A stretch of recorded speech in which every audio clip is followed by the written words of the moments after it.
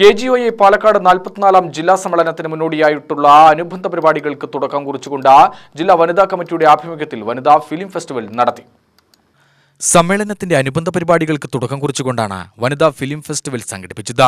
ഉന്നത വിദ്യാഭ്യാസ വകുപ്പ് മന്ത്രി ആർ ബിന്ദു ഉദ്ഘാടനം ചെയ്തു.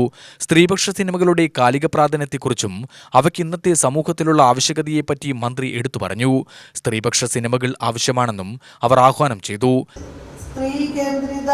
സിനിമകളുടെ ഒരു ഫെസ്റ്റിവൽ സംഘടിപ്പിക്കുന്നത് തീർച്ചയായും KGOയുടെ രാഷ്ട്രീയമായ ഉത്തരവാദിത്തങ്ങളുടെ ഭാഗമായി ഏറ്റെടുക്കപ്പെട്ട ഒരു ദൗത്യമാണ് എന്ന് ഞാൻ കരുതുന്നു. അതിന്റെ പിറകിൽ പ്രവർത്തിച്ച ഏവരെയും ഹൃദയത്തിന്റെ ഭാഷയിൽ അഭിനന്ദിക്കുന്നു, അഭിവാദ്യങ്ങൾ രേഖപ്പെടുത്തുന്നു.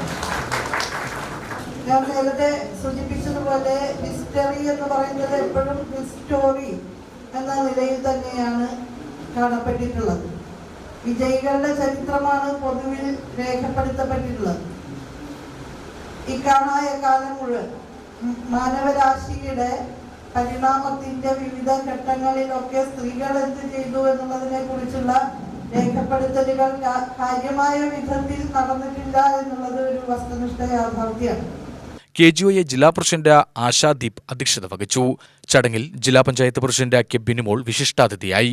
സംഘടനയുടെ മുൻ സംസ്ഥാന പ്രസിഡന്റ് ഡോക്ടർ MA നാസർ, സംസ്ഥാന സെക്രട്ടേറിയറ്റ് അംഗങ്ങളായ P Saidalavi, doctor P Sreedevi, Sreehari, സംസ്ഥാന കമ്മിറ്റി അംഗങ്ങളായ KR രാജേന്ദ്രൻ, നവനീത കൃഷ്ണൻ എന്നിവർ സംസാരിച്ചു.